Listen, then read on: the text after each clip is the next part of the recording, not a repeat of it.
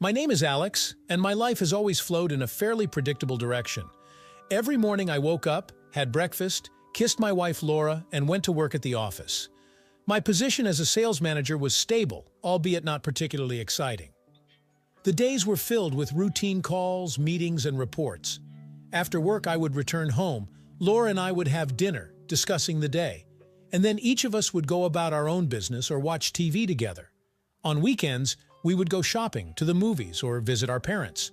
In general, nothing unusual. But one day, our familiar routine was about to change slightly. Laura, her mother Jennifer, and I decided to participate in a charity run.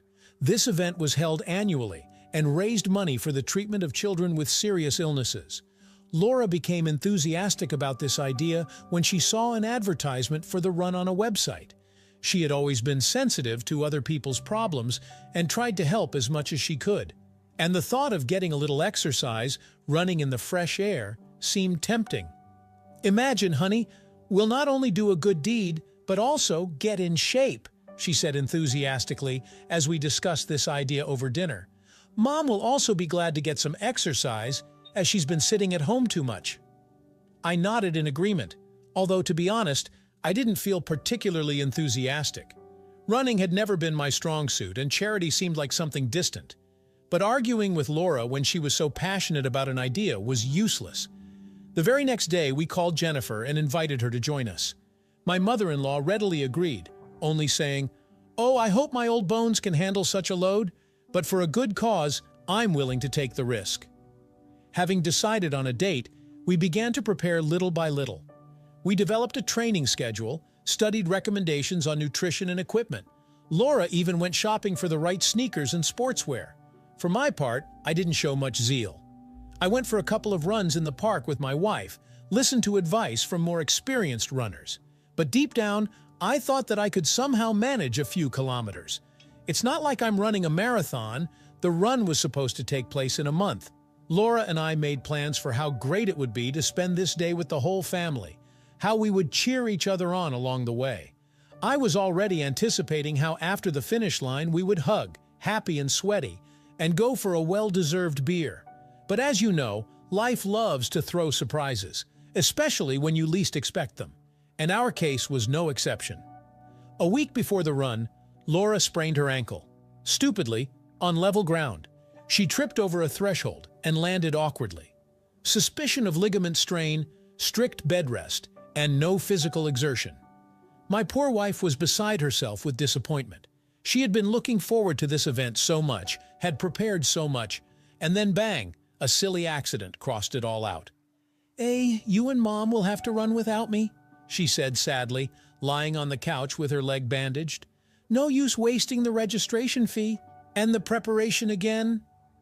I couldn't find anything to say in response. I just stroked her hand and promised that Jennifer and I would still participate.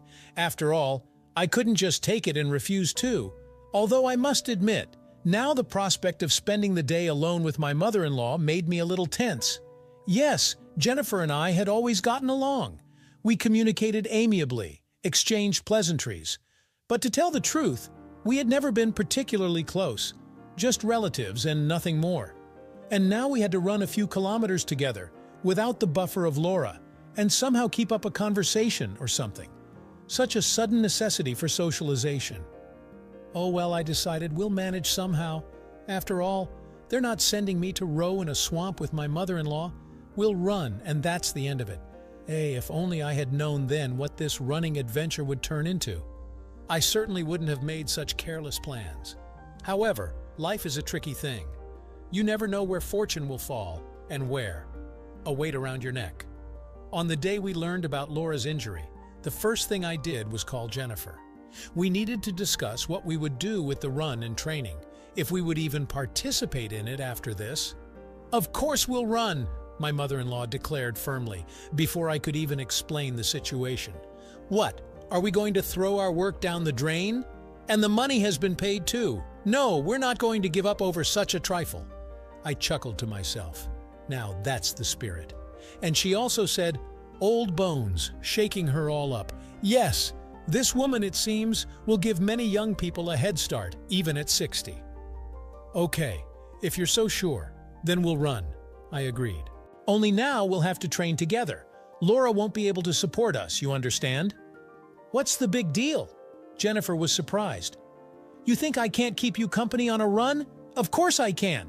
And we'll get to know each other better at the same time, because it's always on holidays and holidays. I was a little taken aback by her pressure. It's not that I didn't like the idea of getting to know my mother-in-law better, but damn, it's my mother-in-law, a son-in-law and a mother-in-law running together in the park. That's quite a picture. They'll think something else, God forbid. But it was too late to back out. If we decided, then we decided. Especially since Laura was so happy when she found out that we would still run. "Oh, thank you," she sniffled, getting sentimental. "I was so afraid you'd refuse without me. And this is such an important event. So many people are going to help sick children." Then followed sentimental sighs and sobs, which I prudently ignored. In the end, I promised, so I'll do it. I may not be much of a running partner, but I know how to keep my word. So it was settled. The run was in a week. Jennifer and I would prepare well during this time, so as not to let ourselves down and show, so to speak, class. And at the same time, not to embarrass ourselves in front of each other, also an important matter. We scheduled our first joint run for the next morning. I, like a true gentleman, volunteered to pick up my mother-in-law and take her to the park. After all, it's not right for a lady of her age to be shaken up in public transport. At exactly 8 a.m., I was standing at Jennifer's doorstep, dressed in a tracksuit and sneakers. With a slight anxiety, I glanced at my watch. Had she changed her mind, overslept? It would be a shame to put on this running ammunition for nothing. But my mother-in-law did not disappoint. At the appointed hour, she fluttered out the door, slender, fit, in a bright blue suit, and shining like a polished penny. I couldn't help but whistle to myself. No more, no less. A professional runner at the start. "Well, Alex, ready to conquer the sports Olympus?" she cheerfully inquired, easily jumping into the car. "Always ready," I reported, starting the engine. "I only hope that your sports Olympus is not too high. I haven't climbed it yet. I'm not used to it." Jennifer laughed merrily, and I felt the tension ease a little. "Why actually shake like an aspen leaf?" "Well, mother-in-law, well, we'll run together. What's the big deal? Think about it. A big deal. Oh, if I had known then how it would turn out. This big deal. Who knows? Maybe I would have immediately stepped on the gas and raced away. And from there, it's not far to Mexico. I would have changed my name, grown a mustache, mastered the profession of a potter. Hey, what am I talking about? Business time, as they say, fun hour. So, I'll tell you what happened next on this ill-fated run. Although, hand on heart, there will be little good in that story. So listen, and don't say later that I didn't warn you. Our first run with Jennifer turned out to be peculiar. I thought we would just jog leisurely without straining ourselves. Well, maybe slightly accelerate at the finish line for the sake of pride. No way. As soon as we got on the track, my mother-in-law took off like a greyhound that had scented prey. Only her heels sparkled. I was stunned by such pressure, but there was nothing to be done. I had to catch up. The first couple of kilometers were not easy for me. Jennifer was rushing forward like a moose without slowing down, and I was jumping after her, panting and sweating. I wanted to slow down a couple of times, but stubbornness wouldn't let me. No way, I'm not going to give in to some mother-in-law. She may have run marathons, but I'm not made of straw either. So we raced through the park, scaring away the rare morning dog walkers and Nordic walking enthusiasts. I tried not to fall behind, although my side was already hurting and my throat was dry. Damn pride, when will you lead me to good? But then Jennifer unexpectedly slowed down and turned to me with a smile. "Well, are you tired, athlete? Let's take a break. Sit on a bench." I felt relieved. Thank God she suggested it herself. Otherwise, I was afraid I'd have to shamefully ask for a rest. We sat down on the nearest bench and took a breath together. Jennifer took a bottle of water out of her bag and handed it to me. "Do you want some? I see you're quite exhausted." "You bet," I grunted, gratefully accepting the water. "You're the Olympic champion here, and I'm just an amateur. I could barely keep up with you." My mother-in-law smiled condescendingly. "It's okay, you'll get used to it. When I started running, I also thought, that's it, my heart is about to jump out. And now look, even if you run to New York, I won't get out of breath." "You mean you were into running?" I was surprised. I don't remember Laura telling me about her mom's athletic past. Of course, Jennifer winked. 5 years ago when my husband, may he rest in peace, died of cancer, I thought I'd go crazy with grief. I didn't want anything. Life seemed to stop. So I started running in the morning, just to distract myself somehow, to come to my senses. And I got so hooked that now I can't do without it. I looked at my mother-in-law with respect. What a strong woman. Another would have broken down, given up after such a blow of fate. But this one, nothing, found the strength to live on. And not just live, but with a spark, with enthusiasm. We sat a little longer, talking leisurely. Jennifer told me about her favorite running routes, about how to breathe properly and place the foot. I listened, nodded, and mentally noted that my mother-in-law, it turns out, is wow. Not just a housewife and grandmother, but a unique personality with a rich inner world. Well, shall we run further? She finally asked, getting up from the bench. I jumped up readily. After the break, my strength seemed to be restored, and it wasn't so scary to embarrass myself in front of Jennifer. Now I knew that she wasn't an iron lady, but an ordinary person, with her own pain, her own ways of overcoming it. Then we ran slower at a comfortable pace. Jennifer kept turning around to me with an encouraging smile. Come on, you can do it. And you know what? I really could. Hardly from her smiles, rather from the realization that my mother-in-law believed in me. A trifle, but nice. And so it went. Every morning we would meet and run together, racking up kilometers in the park. And each time it became easier and more fun or something. No longer did we just want to do our number, just to get to the finish line. No, now the runs turned into a real adventure. With jokes and jokes, unobtrusive advice from Guru Jennifer, and heart-to-heart conversations. I didn't even notice how I started sharing all sorts of personal things with my mother-in-law.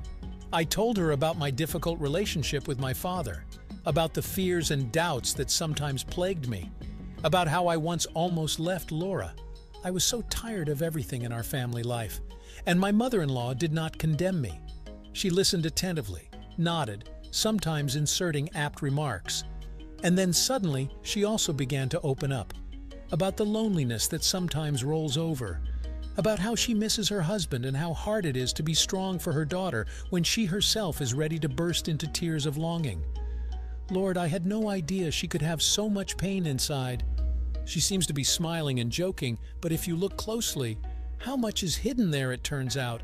How much is left unspoken, uncried? And the more she opened up, the more I wanted to support her, to say something necessary, encouraging, to give her a big hug after all, to show that she is not alone, that I understand and accept her with all the secret corners of her soul. Stop. What am I talking about? Hug my mother-in-law? Some comforter you are. You were only sent for this, to put your hands on. Get away from sin. That's how I mentally scolded myself every time I caught myself wanting to touch Jennifer, to put my arm around her shoulders, to tuck a stray strand of hair behind her ear. Some nonsense. I've never done that before. Why suddenly drawn to tenderness, and to my mother-in-law no less? And the answer, I think, was simple. Jennifer had become more to me than just a mother-in-law, more than a relative or a jogging buddy. She had become dear to me or something, someone with whom you can share your most intimate thoughts, without fear of misunderstanding or judgment. And so far this closeness only made me happy. It even inspired me. I felt that I was changing next to Jennifer, becoming softer, more tolerant, learning not to be ashamed of my emotions, to be honest with myself. It's a pity that this joy was fleeting. Oh, what a pity. Finally, the day came, the very charity run for which Jennifer and I had prepared so much. Early in the morning, I picked up my mother-in-law and we headed to the gathering place. On the way, I briefly noted how blooming and enthusiastic her face looked. Whether from anticipation of the race or from our unusual friendship, but my mother-in-law was simply glowing with happiness, cheeks flushed, eyes shining, a beauty I won't be afraid of the word. Stop, Alex, about beauty later. Don't get distracted. You haven't been busting your ass for so many weeks to end up in a ditch on the home stretch. Focus on the main thing, on running. After all, we're here for a good cause. Personal sympathies later, okay? Having mentally scolded myself, I parked the car at the sports ground. Other participants had already gathered around. Some were warming up, some were chatting, greeting acquaintances. Cheerful music was playing, Colorful flags were waving. A real celebration of a healthy lifestyle, damn it. Jennifer and I also joined the crowd, exchanged a couple of routine phrases with other runners. I noticed that we were being followed by surprised looks. No wonder. It's not often you see a middle-aged man in the company of an older woman. They must be wondering who we are to each other. Not mother and son, not a couple from the Over Club. But I couldn't care less about those looks. Let them think what they want. I know the truth. We're just friends. Friends who have a great time together. And today, we're going to kick everyone's asses in this damn race. Well, partner, shall we light it up? Jennifer winked at me when they announced the 5-minute readiness. You bet! I deftly bumped my fist against hers. We'll tear these young and early ones apart like God did the turtle. They'll even envy our athletic rage. My mother-in-law snorted cheerfully and patted me on the shoulder. And suddenly a flock of butterflies fluttered in my stomach at this simple gesture. I suddenly wanted to hug her, to spin her around, to kiss her right here at the start. Okay, that's it, you unfinished Romeo. Get it together. The race is about to start, and you've got all your thoughts in the wrong direction. Jennifer is a friend, you remember? F-R-I-E-N-D. So behave accordingly. That's what I decided. Waiting for the on your marks command, I stood at the line, putting on my most determined expression. This is my day, our day. It's time to show what we're capable of. The starting pistol boomed loudly. The crowd rushed forward, sweeping Jennifer and me along with it. At first, we ran shoulder to shoulder, adjusting to the rhythm of the crowd. I kept glancing at my mother-in-law with concern. Was it too hard for her? Would she fall behind? No way. My combat friend was racing like a doe, maneuvering between the runners. She even managed to exchange jokes with some of her acquaintances on the run. Now that's endurance, now that's the spirit. Looking at her, I felt encouraged too. After all, we had trained so much.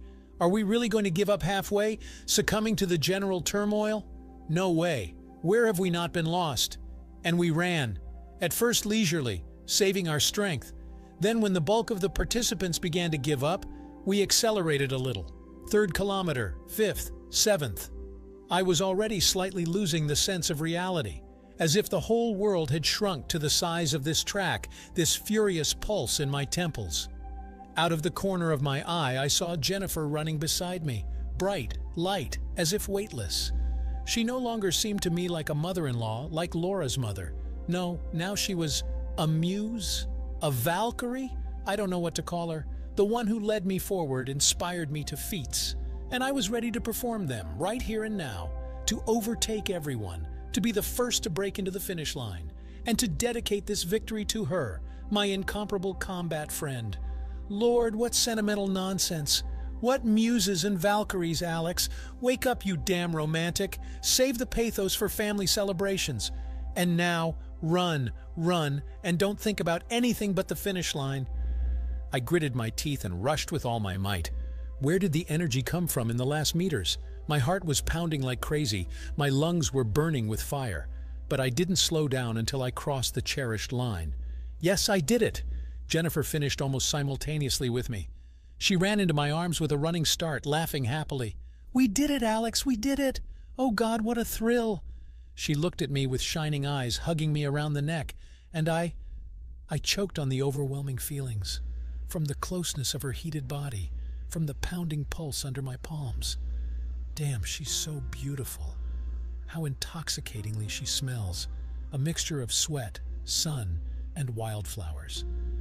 It was probably at that moment that I finally and irrevocably lost it. I realized that I was losing my head over this woman, that all our runs, heart-to-heart conversations, playful glances, they weren't just like that. They were leading to something bigger, something real. No matter how I tried to drive these thoughts away, it was useless. I was in over my ears, and I didn't even notice when. And now I have to make a choice, to back down or to take a risk, family or passion, mind or feelings. Damn it, why is everything so complicated?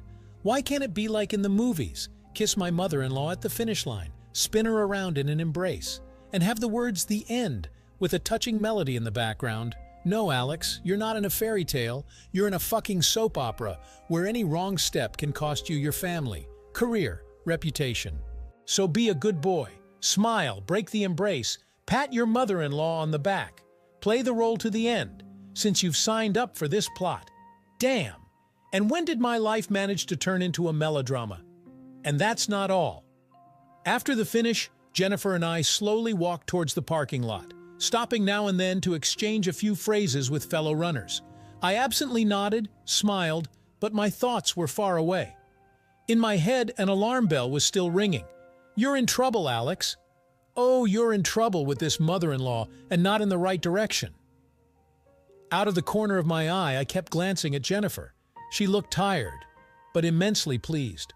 Her cheeks were flushed, her hair had come loose from her ponytail and now framed her face in a picturesque disarray. Lord, how can she be so attractive? Even all sweaty and disheveled, still a beauty.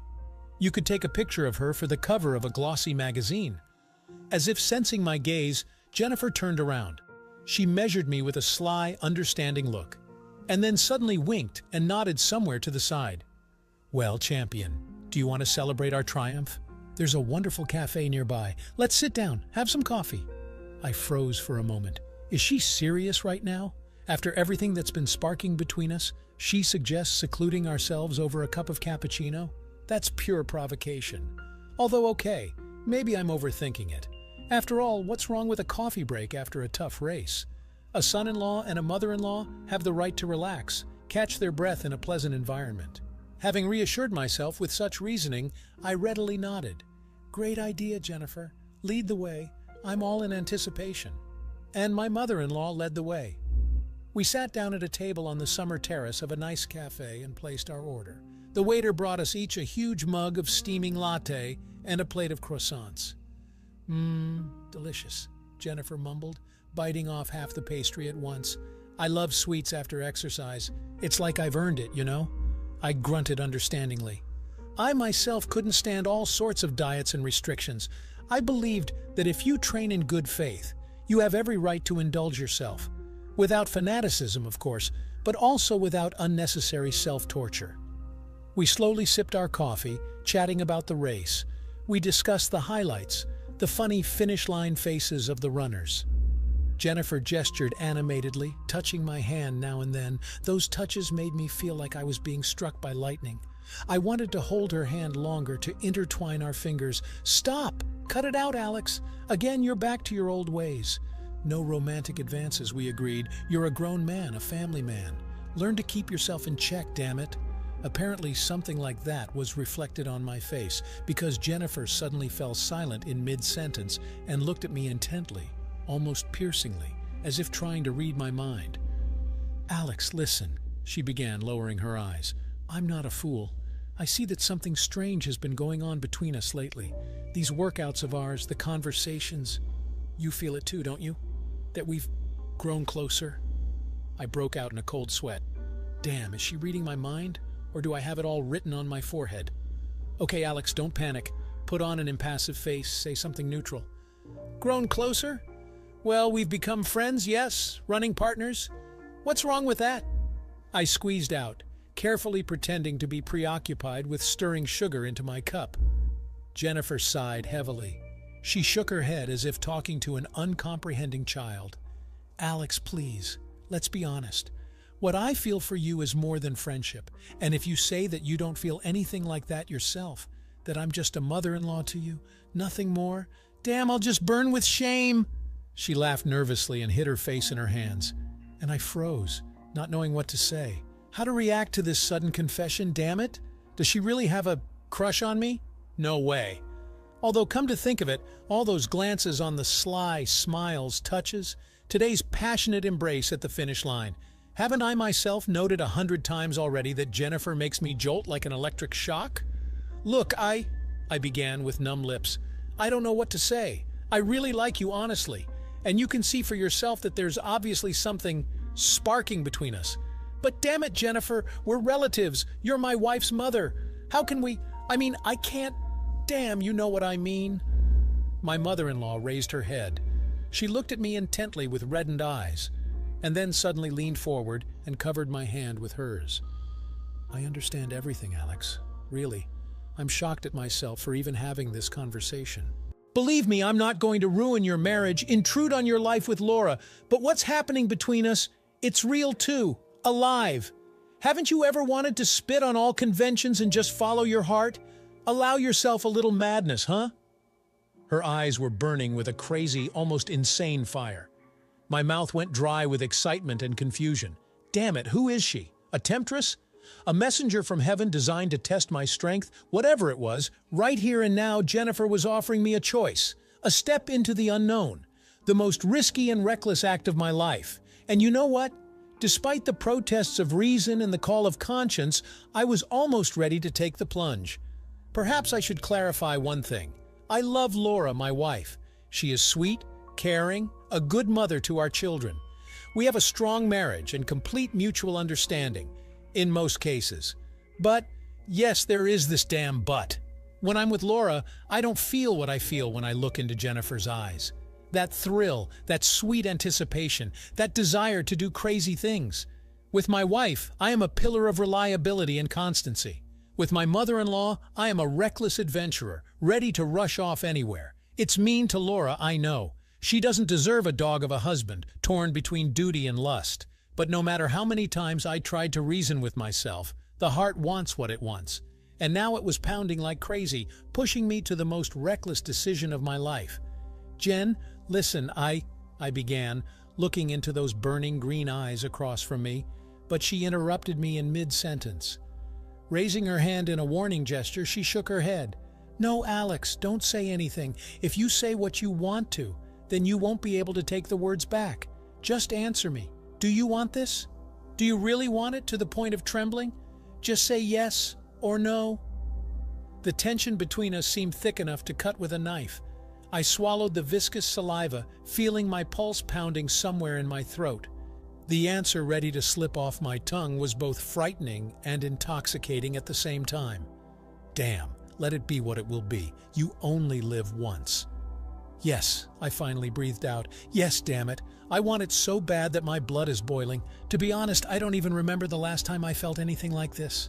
Jennifer noisily sucked in air. For a moment, she squeezed her eyes shut, as if not believing her ears, and then suddenly jumped to her feet and resolutely held out her hand to me. Let's go, right now. Just don't think about anything. Just trust me. And I went. I don't know how on stiff legs, but I went. I let myself be led towards the exit. At that moment, I spat on both conscience and propriety. My whole world narrowed down to one single person, the beautiful and vicious Jennifer. How we got to a nearby hotel, I don't remember. I think we caught a cab, muttered something to the driver. There was a sweet fog in my head, full of pink elephants and unicorns. All my vaunted reason had sailed off into the sunset, leaving me alone with my raging hormones. As soon as we crossed the threshold of the room, we pounced on each other like the possessed. We crumpled lips with greedy kisses, feverishly tore off clothes.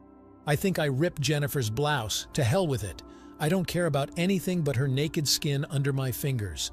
What happened next I remember in snatches. The hot intertwining of bodies on crumpled sheets. A muffled moan turning into a hoarse scream.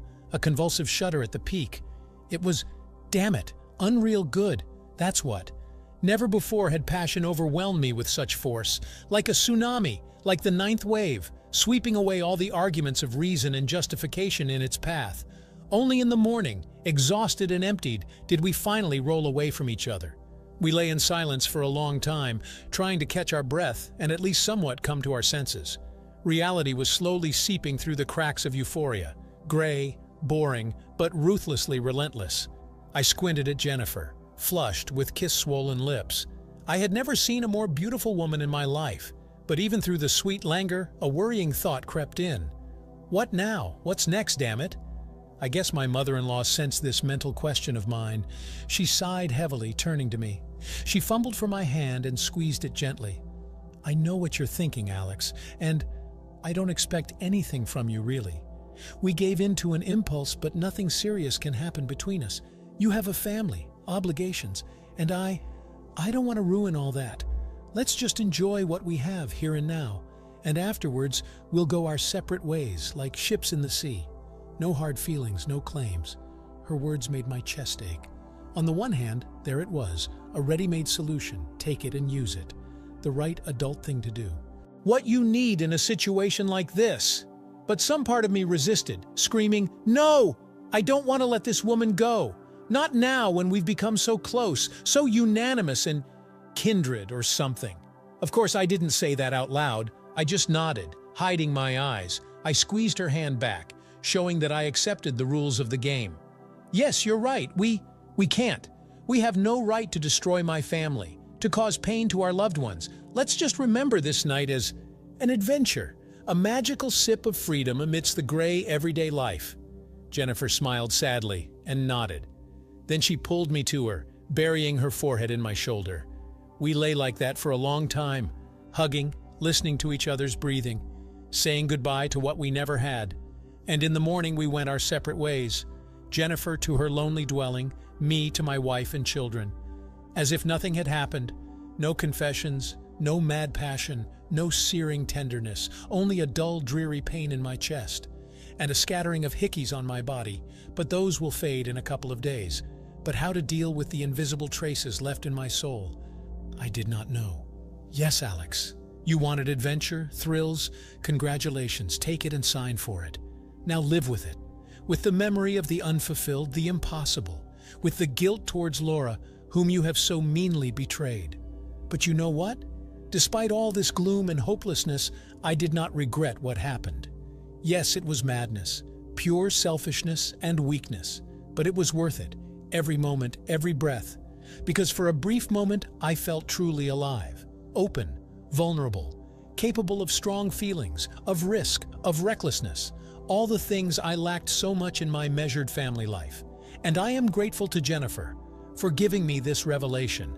It's a pity that our story is doomed to remain only an episode, a bright flash, an unfulfilled romance buried in the quicksand of everyday life.